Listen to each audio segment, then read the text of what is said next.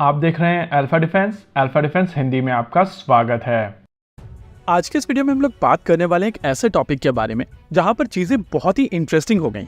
यहाँ पर बात हो रही है गन्स की, दो बड़ी डिफेंस कंपनीज के बारे में और फिर कोर्ट के बारे में। देखिए, इस पॉइंट ऑफ टाइम पर भारतीय थल सेना को 4,25,000 से कुछ ज्यादा क्लोज क्वार्टर बैटल कार्बाइन्स की आवश्यकता है और इस रिक्वायरमेंट को पूर्ण करने के लिए इंडियन आर्मी की तरफ से काफी समय से कोशिश की जा रही है। कुछ सालों पहले यूएई की कंपनी कराकल इस रिक्वायरमेंट को लेकर ऑलमोस्ट शॉर्टलिस्ट हो गई थी, लेकिन लास्ट मोमेंट पे वो टेंडर कैंसिल कर दिया गया। इस टेंडर को दोबारा बाद में रिलीज किया गया और इस टेंडर को लेकर 4-5 कंपनीज की तरफ से रेस्पॉन्स दिया गया था। इनमें से एक कंपनी अडानी डिफेंस थी, जो इजराइल वेपन इंडस्ट्रीज की राइफल्स को इंडिया में बनाना चाहती है। यहाँ पर दूसरी कंपनी है जिंदल टॉरस, जो बेसिकली ब्राजीलियन टॉरस गन्स को भारत में बना रही है। इसके अलावा जो तीसरी कंपनी यहाँ पर पार्टिसिपेट करना चाहती थी वो थी Indo Russia rifles private limited, जो भारत में AK-203 राइफल्स को बनाती है और इनकी बेड डायरेक्ट बेड नहीं थी। इनकी बेड BSS मटेरियल लिमिटेड की तरफ से आई थी, क्योंकि उनका authorise vendor BSS material limited है। यहाँ पर सबसे इम्पोर्टेंट चीज ये है कि जो गन यहाँ पर ऑफर की जा रही है वो AK-19 असॉल्ट राइफल है। देखिए, AK-19 बेसिकली 5.56 45 मिलीमीटर नेटो को फायर करती है,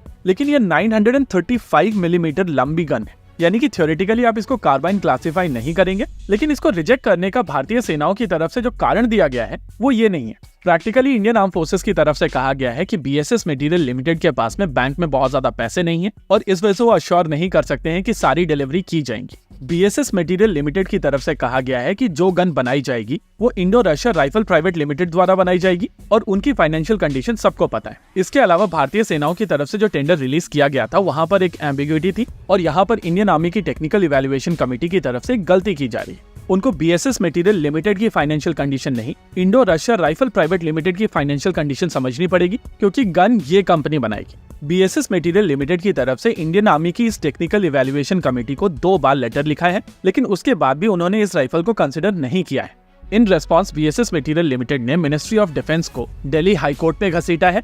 देखिए, यहाँ पर ये चीज समझनी पड़ेगी कि ये BSS मटेरियल लिमिटेड का राइट था और उन्होंने अपने राइट को एक्सरसाइज किया है। वहीं दूसरी ओर दिल्ली हाई कोर्ट की तरफ से इस चीज को समझा गया है और उन्होंने मिनिस्ट्री ऑफ डिफेंस को कहा है कि 9 अगस्त से पहले आप यहाँ पर रेस्पॉन्स दीजिए और समझाइए कि किस बेसिस पर BSS मटेरियल लिमिटेड की बेड को रिजेक्ट किया गया है। क्योंकि अगर फाइनेंशियल कंडीशंस की बात की जाए तो आप एक ऑथराइज वेंडर की फाइनेंशियल कंडीशन को इवैल्यूएट नहीं कर सकते हैं, और अगर आपको फाइनेंशियल कंडीशंस कंपेयर ही करनी है तो आपको एप्पल वर्सेस एप्पल का कंपैरिजन करना पड़ेगा, यानी कि Indo Russia rifles private limited और जिंदल का कंपैरिजन कीजिए। यहाँ पर एक लॉजिक और दिया जा रहा है कि इंडियन आर्मी की तरफ से जो AK-203 असॉल्ट राइफल्स एक्वायर की जा रही हैं उसमें और AK-19 असॉल्ट राइफल में बहुत सारी कॉमनैलिटीज हैं, जिसका फायदा भारतीय थल सेना की लॉजिस्टिक्स को होगा। अब अगर आप इस पूरे सिनेरियो को ध्यान से समझे तो आपको एक चीज समझ में आएगी कि AK-19 असॉल्ट राइफल को टेक्निकल लेवल पर अगर भारतीय थल सेना रिजेक्ट करती तो कहा जा सकता था कि इस गन की लेंथ ज्यादा लंबी है, लेकिन जिस बेसिस पर इस गन को रिजेक्ट किया गया है उसको रिट्रैक्ट करके अब लेंथ के बारे में बातचीत नहीं की जा सकती है। यहाँ पर मोस्ट लाइकली आने वाले समय में इंडियन आर्मी की तरफ से इस गन को कंसिडर किया जाएगा